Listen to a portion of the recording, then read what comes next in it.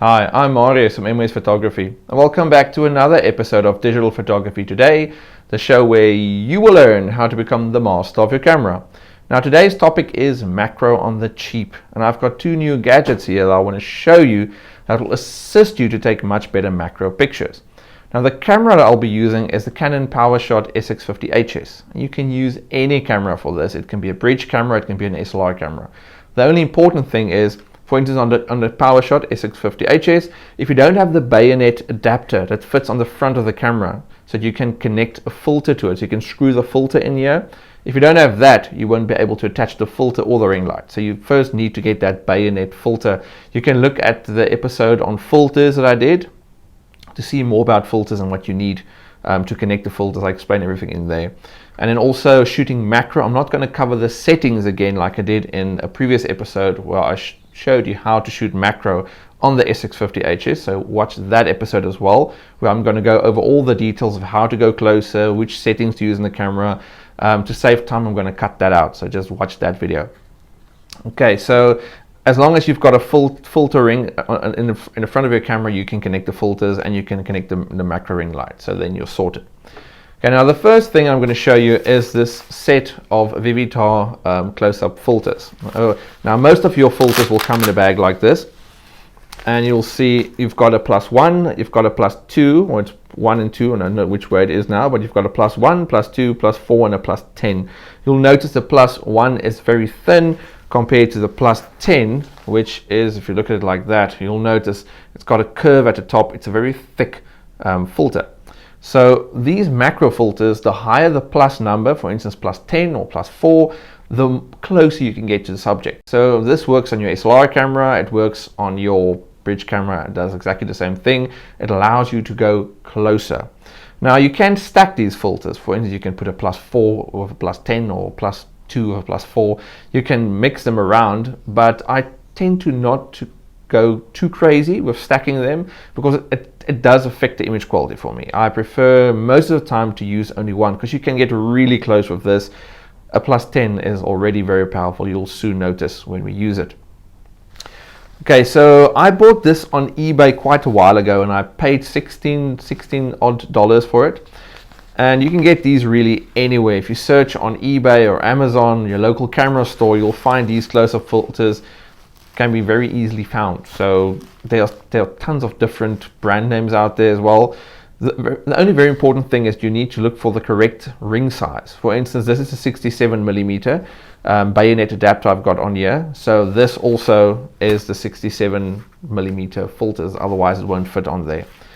Then the second gadget, which is really very nice because this allows us to go closer. This allows us to light the subject. For instance, if you look at the previous episode where I showed you how to take pictures with this camera, macro, you'll notice the moment you basically go as close as you're almost inside a flower, where's the light coming from? There's no light there. So what this light does, it fits on the front of the filter. So if I put this filter on, I can still fit this as well. So it just screws on there, and it allows me to light the subject in the foreground with that light, and I can control how bright the light is. This thing has got lots of gadgets included, and it's very flexible as well. You can use on different size filters as well.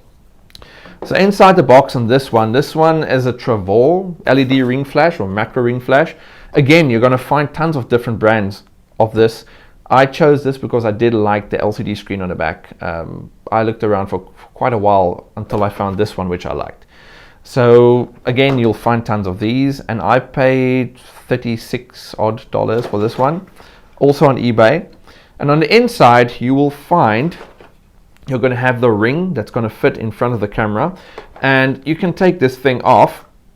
You're going to notice there's all the LEDs, and then this is the unit that's going to basically power everything. It's got 4 AA batteries. I'm using rechargeables on the inside, and if I turn it on, the on-off is pretty strange. If you don't read the manual, you're going to think your unit is broken. So I'm going to say it again, read the manual. Okay, so if you hold the on-off button in for a while, it's going to turn on. Okay, there the screen is turned on, but I don't know if you're going to see it right there. But if I press the light, you're going to see this thing turn on. And I can control the power. There it's basically at its most brightest. This is most probably creating tons of flare on the camera now. And here I'm turning the brightness down. This is the lowest power it's got. You can It's got at the back also a function called flash, where it flashes the moment you take the picture, and it's got an L and R, so it's going to control the left and right LED, so you can choose which one you want to basically have it go off. So if you want side lighting from the left, then it's only going to flash from the left. So this thing is pretty cool. And to turn it off again, you just hold it in for a while and it turns off.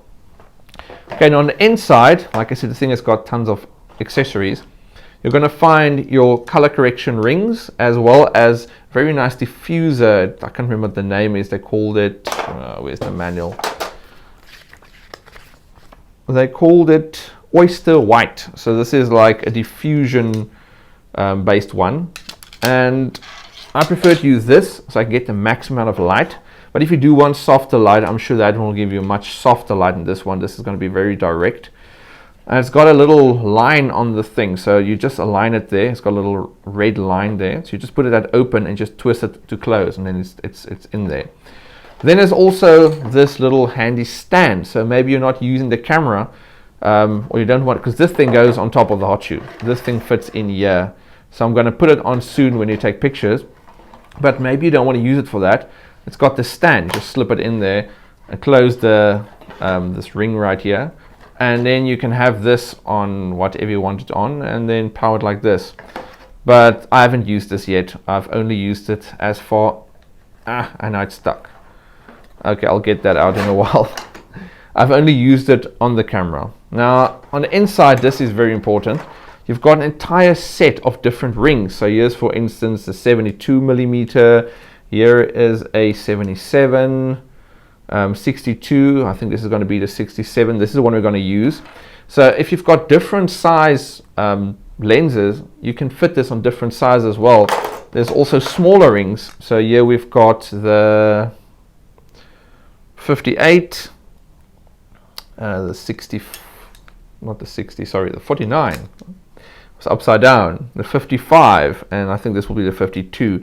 So for instance, you'll know this thing has an extra piece in there, so it still fits on this unit as well, but it fits on your smaller lens. So this thing is really nice. I can highly recommend this light, this set, at like $36. This is really awesome. Okay, so this is what you're going to get when you buy this kit.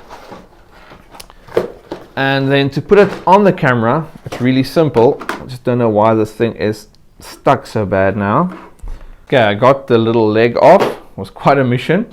Okay, so to put it on the camera, really very simple. You just take the 67 millimeter adapter, screw that into the UV filter I've already got on here. And this just slips in at the top. Looks like a flash. Lock it in place and then just connect this in here, and you've got a very nice macro ring light. I'm going to show you now how this works. It's really very nice. But then our model for today is a teeny tiny little Raphael Ninja Turtle action figure. Yes, I am a Ninja Turtle fan. My wife knows about it, and she knew before we got married, so she can't complain.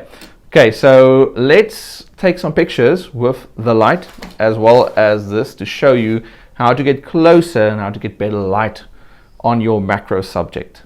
Okay, I've got my Canon PowerShot SX50HS on a tripod connected to the camera. I've got the LED macro ring flash, and you'll see a little Raphael there in front of the camera. And if you look at the back of the LCD screen, you'll see I'm focused pretty close to him. I'm on aperture priority, and I've got the macro function enabled there, as you can see, with a little flower. So as I'm focusing now, I'm not using the ring flash. This is the light that's on in this room. Not that bad, but it could have been a lot worse, but still not as good as I'm going to get with the LED ring flash. You'll notice the light in here is very poor. You'll notice the camera is warning me there that I'm going to get camera shake, but I'm on a tripod, so I'll be fine. But just look how slow that shutter speed is. So I'm going to take the picture, then I'm going to go to preview, and this is the shot that we've got right now. So now I'm going to turn the ring flash on. You'll notice here when I'm holding the on-off button for a few seconds, the screen is going to come on.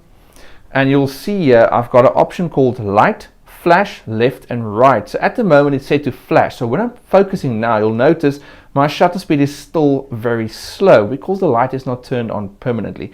So I'm going to go here to light, because otherwise it just flashes the moment I take the picture.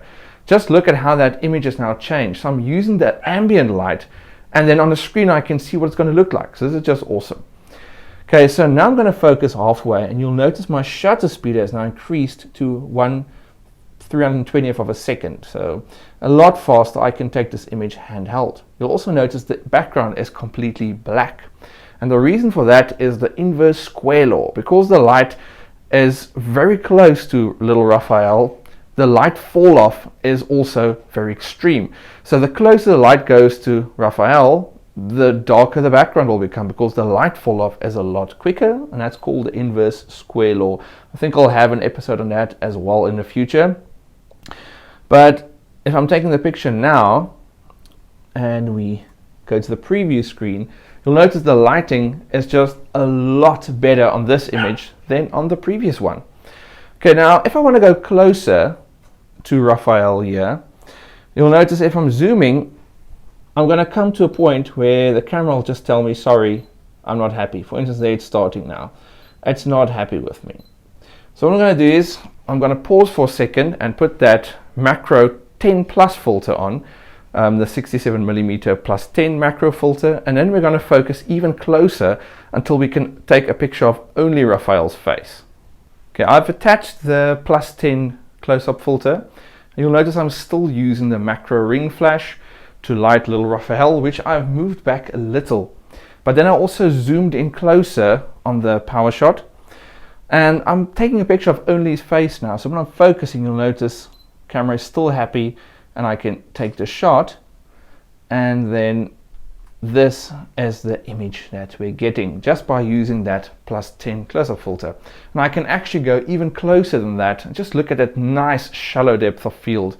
All this on a very tiny budget. Okay, that's all for this week's episode, and I hope that by using this macro ring light as well as the close-up filters, you'll be able to take much better macro pictures on a budget if you're using an SLR camera or a bridge camera. So next week's episode, we are going to look at wide angle on a cheap. Can you get a wider view on, for instance, this power shot on a budget? So that's what we're going to look at next week. Now, if you've enjoyed this video, and I'm sure you have, I don't know why you haven't done this yet, but anyway, there's a subscribe button, and I think you should click it and join in this awesome series and get all those episodes as they come out. And then I will see you next week on Wide Angle on the Cheap. Bye.